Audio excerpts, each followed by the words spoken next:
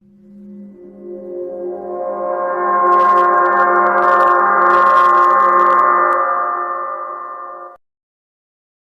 दोस्तों कैसे हो आप लोग? उम्मीद करता हूँ आप लोग अच्छे होंगे और अपनों का भी ख्याल रख रहे होंगे। फिर से आ गया हूँ आप लोगों के सामने story by Rahman YouTube channel पर।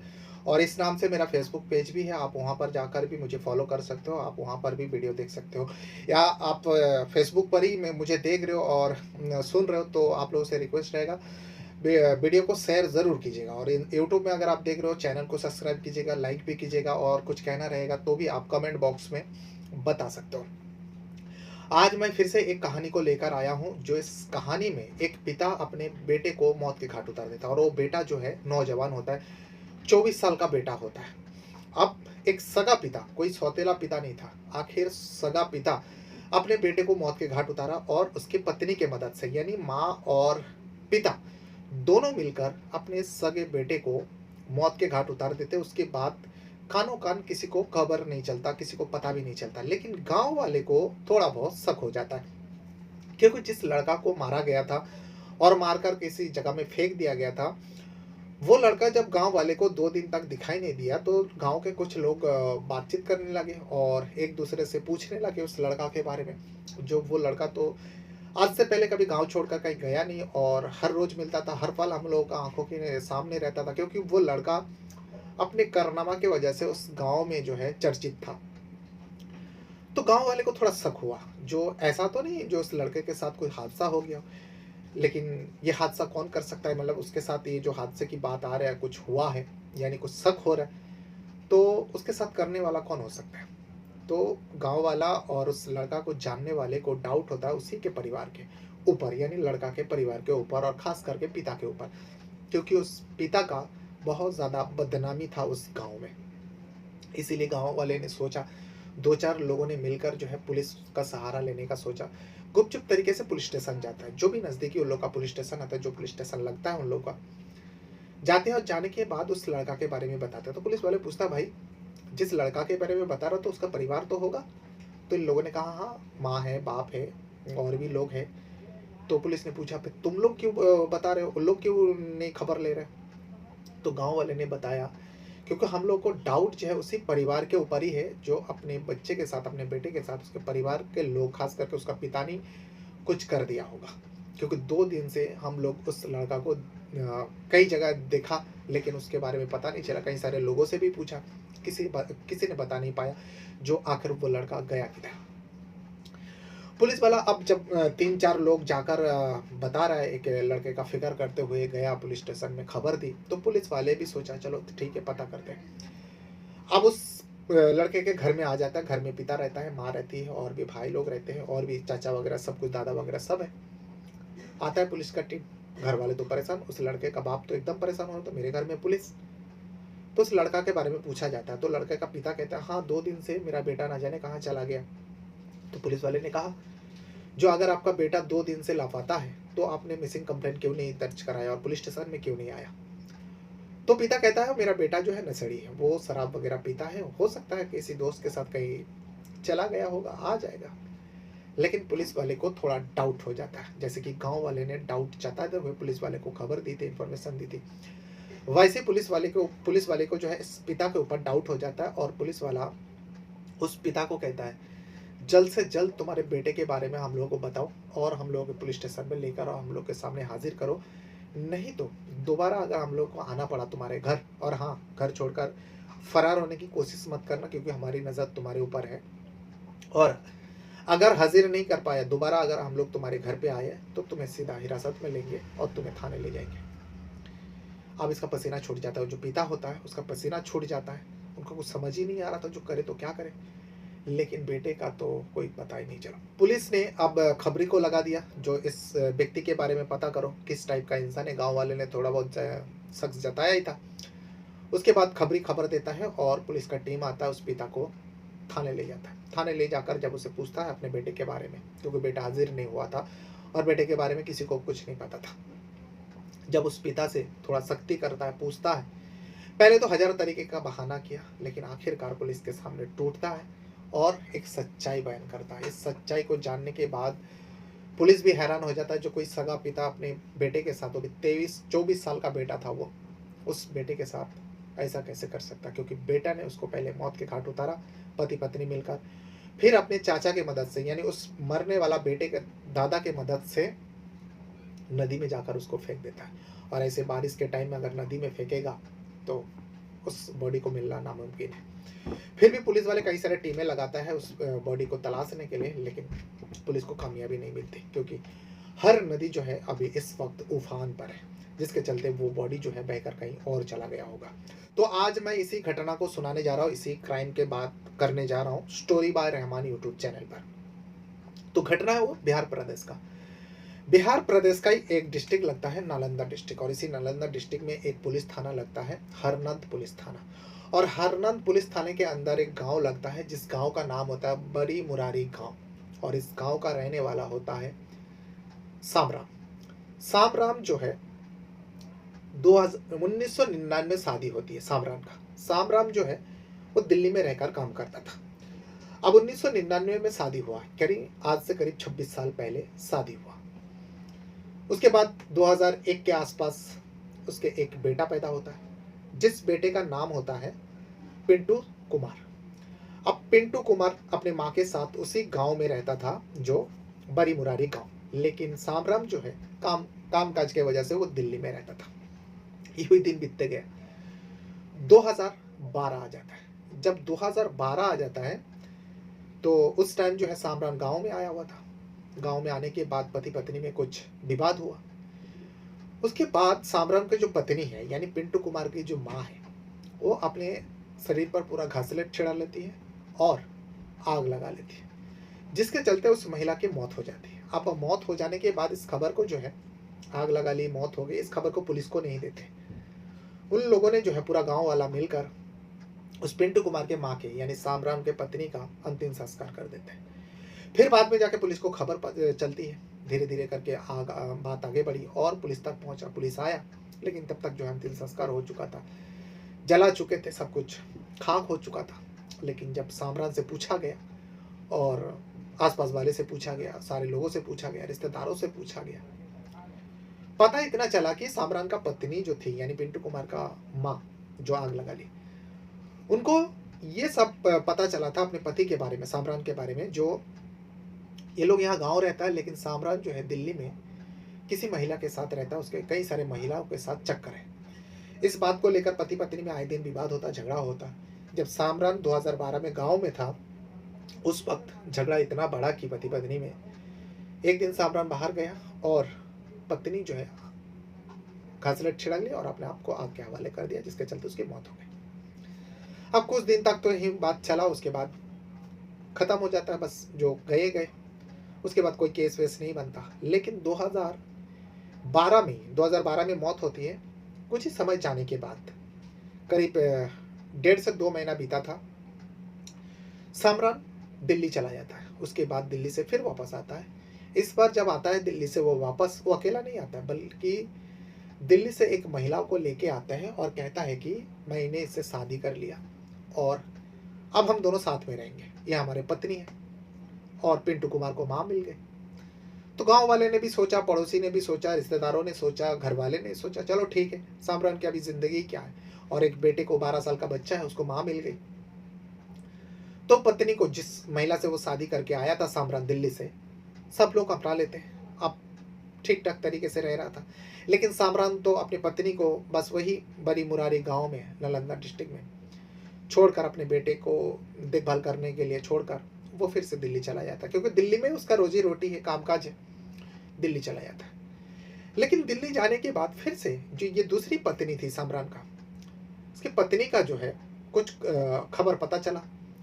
उसने एक दिन, करीब 2 साल बीत जाने के बाद, 2012 में वो शादी करके आया था, 2014 में दूसरी पत्नी जो है एक दिन सामान पैक करता है गांव में।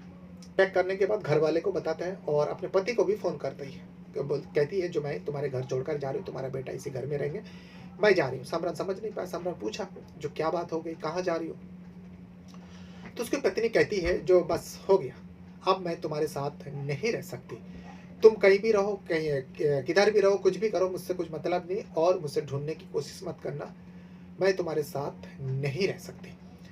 ये कहकर वो अपने सामान पैक कर गांव से चली जाती है।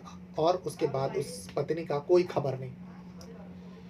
बस कुछ दिन और बीता था, 2014 में वो चली गई थी, लेकिन 1.5 से 2 महीना हुआ था, सामरान फिर से एक तीसरी कम उम्र की लड़की को लेकर आ जाती है। जब इस बार लेकर आती है, वो जो महिला थी उसका नाम होता है नीलू देवी, जो दिल्ली का ही रहने वाली थी। अब नीलू देवी जो है डिवोर्सेस थी, वो उसका पति को छोड़ चुके थे। अब जब नीलू देवी का समरन से आंखें चार हुई, समरन ने अपने बारे में बताया, सब कुछ बताया, जो देखो मेरा पहले शादी हुआ था, पत्नी जलकर मर गई, दूसरी पत्नी जो है, मैं यहाँ रहता हूँ इसलिए मेरा पत्नी जो है मुझे छोड़कर चली गई क्योंकि मैं उसे टाइम नहीं दे पाता हूँ।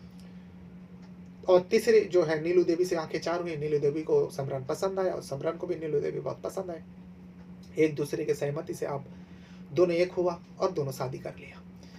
जब नीलू देवी को लेकर फिर गांव आया, गांव वाले हैरान हो गया, जो ये समरन कर क्या रहे, एक पत्नी का मौत होती है, दूसरा शादी करते भाग जाते, फिर तीसरे को लेकर आ जाती है।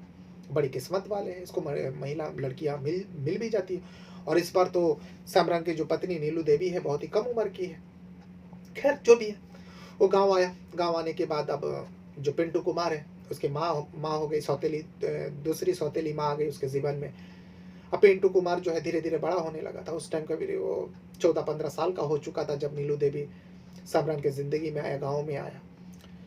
उसके बाद अब नीलू देवी को के साथ वो पिंटू कुमार रहने लगता है, लेकिन समरन वही दिल्ली चला जाता है और यहाँ माँ बेटा रह जाता है। और फिर बाद में नीलू देवी से भी दो औलाद पैदा होता है, 2 बच्चे पैदा होते हैं।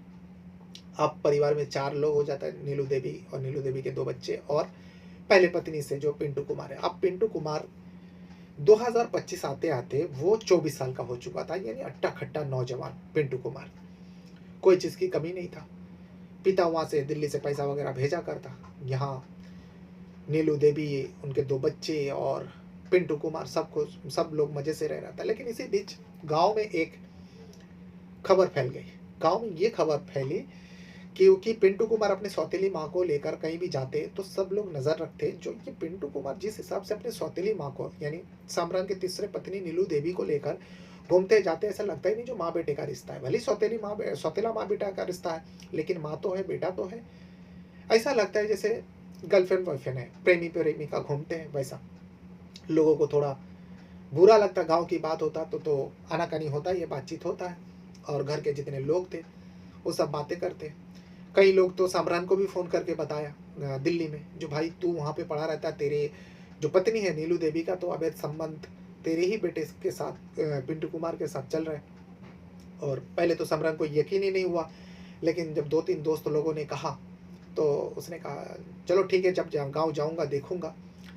लेकिन एक दिन समरन का चाचा, क्योंकि ये गाँव में एकदम ढंढोरा पीट चुका था, पिंटू कुमार और नीलू देवी के बीच में अवैध संबंध है, माँ बेटे के बीच में। बड़ी बदनामी वाली बात है, रिश्ते को शर्मसार करने वाली बात है, जिसके लिए मैंने शुरू में बोला था पिंटू कुमार कुछ काम के वजह से वो चर्चित था गांव के अंदर। और वही वो घिनौना काम की वजह से पिंटू कुमार जो है गांव के अंदर चर्चित था, लोगों के जहन में था, लोग उसको देखा करते, नजर रखा करते। तो जब सामरान के चाचा एक दिन सामरान को फोन करके बताता है, जो बेटा तू वहाँ पैसा कमाने के लिए शहर में पड़ा हुआ, दिल्ली में पड़ा हुआ, और यहाँ तो गांव में सब किरकिरी हो रहा है, थू कर रहे हैं, तेरी वजह से तो हम लोग का भी बेइज्जत हो रहा है। सामरान ने पूछा चाचा क्या हुआ? तो चाचा कहता है बेटा मुझे तो नहीं पता, लेकिन मुझे भी थोड़ा शक है, जिस हिसाब से तेरा बेटा पिंटू कुमार जो है तेरी पत्नी नीलू देवी के साथ घुमा करते हैं और वो दोनों एक दूसरे के साथ करीब ऐसा रहता है जैसा लोग कहता है। हमें भी कभी कभी डाउट होता है, और तू उतना दिन वहाँ पर रहेगा तो बदनामी तो होगी बेटा, तू भी घर पे थोड़ा ध्यान दे, आया कर। इस बार सामरान को बहुत बुरा लगता है इस बात को, क्योंकि चाचा कह रहा था, उसका सगा चाचा। सामरान कुछ दिनों के लिए गांव चले आते। अब वो इस बात को जब गांव आया, कुछ लोगों ने सामने सामने कहा, क्योंकि पहले तो फोन पर बता देते, लेकिन जब वो गांव लौटा तब लोगों ने जो सामरान को मुंह पर बोला, जो तू भाई क्या कर रहे हैं, गांव में बदनामी फैले, माँ बेटे का रिश्ते को कलंकित कर रहे, शर्मसार हो रहे, तू थोड़ा ध्यान दे, अपनी पत्नी के ऊपर लगाम लगा, तेरे बेटे को समझा। सामरान किसी का बात नहीं सुनता। सामरान को तो अपने बेटे और अपनी पत्नी के ऊपर पूरा पूरा भरोसा था, लेकिन सामरान इस मैटर को अपनी आंखों से देखना चाहता था और जानना चाहता था, समझना चाहता था, जो इसमें कितना सच्चाई है। इसीलिए समरन कुछ बात नहीं कहता इस मैटर को लेकर, ना पत्नी से कुछ कहता है और ना ही अपने बेटे से कुछ कहता है। बस समरन फॉलो रखा था, नज़र रखा था अपनी पत्नी और अपने बेटे के ऊपर, और आखिरकार पता चल जाता है। 10 अगस्त 2025 की बात है ये। 10 अगस्त को सामरन कुछ काम के लिए गांव में ही था, वो बाहर गया था। जब बाहर से घर आया, करीब रात को 9:30-10 बज रहा था, पौने 10 होगा। उस टाइम देखता है कि उसका बेटा पिंटू कुमार जो है उसकी पत्नी के कमरे में, और दो जो छोटे बच्चे वो दोनों सो चुके थे, आपत्तिजनक हालत में है। यानी माँ बेटा पिंटू कुमार और नीलू देवी जो है आपत्तिजनक हालत में है, और नीलू देवी के ऊपर जो है पिंटू चढ़े हुए हैं। इसे देख कर ही तो समरन की खून खौल उठता है, आग बबूला हो उठता है, और वो अपने बेटे को बहुत मारता है। मार खाने के बाद पिंटू उस कमरे से निकलकर अपने कमरे में चले जाते हैं। उसके बाद अब सामरान जो है अपने पत्नी नीलू देवी को भी बहुत मारते हैं और रिश्ते का मर्यादा को समझाते हैं। जो माना कि वो तुम्हारा सौतेला बेटा है, लेकिन तुम्हें तो कम से कम इतना एहसास होना चाहिए, जो लोग जानेंगे, लोग तो जान ही चुके हैं, बस मुझे ही भरोसा नहीं था, लेकिन आज तुमने वो दिखा, मैं देख लिया। इस पर नीलू देवी रोती है और रोते हुए कहती है, आपसे गलतफहमी हुई है, आपने जो कुछ भी देखा इसमें वो सब सच है, लेकिन आप जो सोच रहे हो मेरे बारे में ये दरअसल सही नहीं है, क्योंकि मैं मजबूर हूँ, मुझे मजबूर किया जाता है। नीलू देवी रोते हुए कहती है और अपने बच्चों का कसम खाती है, जो मैं अपने बच्चों का कसम खाकर कहती हूँ, जो मुझे जबरदस्ती तुम्हारा बेटा जो पिंटू कुमार है मेरे साथ जबरदस्ती करता हो, और ये कई दिनों से कर रहा है। तब समरन कहता है, जब तुम्हारे साथ जबरदस्ती होता है तब तुमने मुझे बताया क्यों नहीं, तुम तो झूठ बोल रही हो, क्योंकि तुम्हारे सहमति से ये हो रहा था। तब नीलू देवी कहती, नहीं, क्योंकि तुम्हारा बेटा पिंटू कुमार जो है मुझे और मेरे दोनों बच्चों को जान से मारने की धमकी देकर रखा था, जो अगर इस बारे में किसी को भी बताया तो मैं तुम्हारा और तुम्हारे दोनों बच्चों का जान ले लूंगा, जिसके चलते मैं इस बात को आपसे भी नहीं कह पाती। मैं कई बार सोची, लेकिन फिर मैं अपने बच्चों का चेहरा देखती हूँ तो मैं चुप हो जाती हूँ, मैं डर जाती हूँ। जो वाकई अगर पिंटू को पता चल गया मैंने इस बात को आपसे कहा या किसी और को कहा, हो सकता है वो मेरे बच्चे को नुकसान पहुँचे, मेरे बच्चों को मार डाले, जिसके चलते इसका ये जो हैवानियत है मैं सहती गई। तभी भी समरन को यकीन नहीं होता अपनी पत्नी नीलू देवी के ऊपर। समरन एक और चाल चलता है, जो देखता है जो वाकई नीलू देवी सच कह रही है या झूठ बोल रही है। तो समरन कहता है, अच्छा अगर ऐसी बात है तो आज ही मैं अपने बेटे को मौत के घाट उतार देता हूँ, तुम्हें साथ देना पड़ेगा। इस पर नीलू देवी 1 सेकंड पर राजी हो जाती है। पहली बात पर कहता है, हाँ आप जो करोगे मैं उस पर राजी हूँ, मैं आपके साथ हूँ। इस पर समरन को यकीन हो जाता है, जो हाँ मेरा बेटा ही गलत है। अगर नीलू देवी का सहमति होती या नीलू देवी उसके साथ मिले होते तो शायद वो थोड़ा सोचती और फिर बाद में वो मुकारती या कुछ और प्लान बताती, लेकिन नहीं। पहले जब मैं बोला मैं अपने बेटे को मार डालूंगा तो नीलू देवी तुरंत ही राजी हो गया और कहती है, जो आप करोगे मैं आपके साथ हूँ। फिर क्या, मैं भी आ जाता हूँ जोश में, और आने के बाद ये पूरा गवाही जो है समरन पुलिस वाले को दे रहा था पुलिस थाने के अंदर। मैं भी जोश में आ जाता हूँ और मेरी पत्नी और मैं यानी नीलू देवी और मैं अपने बेटे के कमरे में जाता हूँ, पिंटू कुमार के कमरे में। जाने के बाद देखता हूँ कि वो सो चुका था। उस वक्त मैं बहुत गुस्से में था और मैं जाकर ही उसका गला दबा देने लगता हूँ, लेकिन वो छटपटाते, तभी जो है नीलू देवी उसका दोनों पैर को कस के पकड़ लेता है। थोड़ी देर वो छटपटाता रहता है और उसके बाद वो शांत हो जाता है, यानी उसका मौत हो जाता है, उसका दम निकल जाता है। अब मैं अपने बेटे को मार डालता हूँ पति पत्नी मिलकर, लेकिन उसके बाद मुझे ख्याल आता है, अरे मैं तो इसको मार डाला, लेकिन इसका बॉडी को तो ठिकाने लगाना है, नहीं तो हंगामा हो जाएगा। अब मैं बॉडी कैसे ठिकाने लगाऊं? नीलू देवी को साथ में लेकर नहीं जा सकते, बारिश के टाइम रात के वक्त, और एक महिला को लेकर जाऊंगा कोई भी देख लेगा तो शक पैदा होगा। इसीलिए मैं अपने चाचा, वही चाचा जिन्होंने मुझे फ़ोन कर कर बताया था तो तेरा बेटा को थोड़ा समझा, तेरी पत्नी को लगाम लगा, मैं अपने चाचा को फ़ोन करता हूँ, जो चाचा घर पर आओ, एक काम है। चाचा को अर्जेंट में बुलाता हूँ, चाचा आता है। चाचा को कहता हूँ, चाचा मैं अपने बेटे पिंटू कुमार को मार डाला, मैं और नीलू देवी मिलकर। किस लिए मारा पूरा डिटेल समझाता हूँ। इसमें मेरा बेटे का ही गलती था, नीलू देवी का इसमें कोई गलती नहीं है। तो चाचा कहता ठीक है बेटा, चल उसका बॉडी को ठिकाने लगाता है, लेकिन उठा कर कैसे लेके जाएंगे, उठा के कितना दूर लेके जाएंगे? मेरा चाचा कहता है कोई गाड़ी का बंदोबस्त कर, और मेरा एक दोस्त है जो एम्बुलेंस चलाता है, मैं उसे फ़ोन करता हूँ, उसके पास एम्बुलेंस थी। फ़ोन करके बताता हूँ, भाई मेरा बेटे का बहुत ज़्यादा तबीयत खराब है, उसको तुरंत ही हॉस्पिटल लेकर जाना पड़ेगा, तू आ जा। वो तुरंत एम्बुलेंस लेकर मेरे घर के गेट के पास आ जाता है। मैं अपने बेटे को, मैं और मेरा चाचा मिलकर एम्बुलेंस में रखता हूँ। उसके बाद मैं अगले वाला सीट में, यानी ड्राइवर वाला सीट के बराबर में बैठ जाता हूँ। मेरे दोस्त के बगल में बैठ के एम्बुलेंस चलते हुए ही मैं अपने दोस्त को पूरी बात समझा देता हूँ, जो ऐसा ऐसा है, पिंटू कुमार को मैं मार डाला, तेरा साथ चाहिए, तू तो मेरा दोस्त है, मेरा मदद कर दे।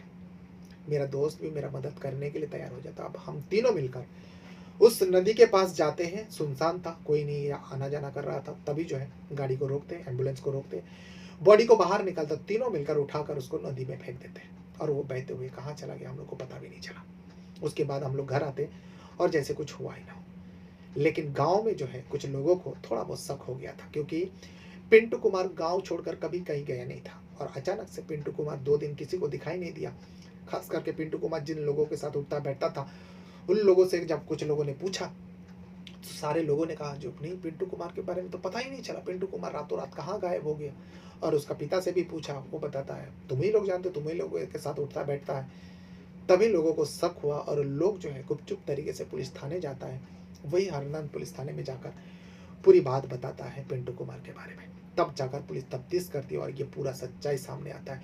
उसके बाद किसी को यकीन करना मुश्किल हो रहा था, जो कोई पिता और पत्नी, यानी भले सौतेली माँ थी, लेकिन सौतेली माँ और सगा पिता मिलकर एक नौजवान अट्टा खट्टा लड़का को इस तरीके से मौत के घाट उतार दे सकता है। तो ये था वो पूरा कहानी, जो बिहार प्रदेश का नालंदा डिस्ट्रिक्ट में है। और ये घटना जो है 10 अगस्त को घटी थी, लेकिन पूरा सच्चाई जब तक सामने आता है तब तक 14 अगस्त हो जाती है। बैनर अपने साथ साथ अपना परिवार का भी बहुत ज़्यादा ख्याल रखिएगा। इस वीडियो को यहाँ तक देखने के लिए आप लोगों का बहुत बहुत धन्यवाद करता हूँ। Thank you very much.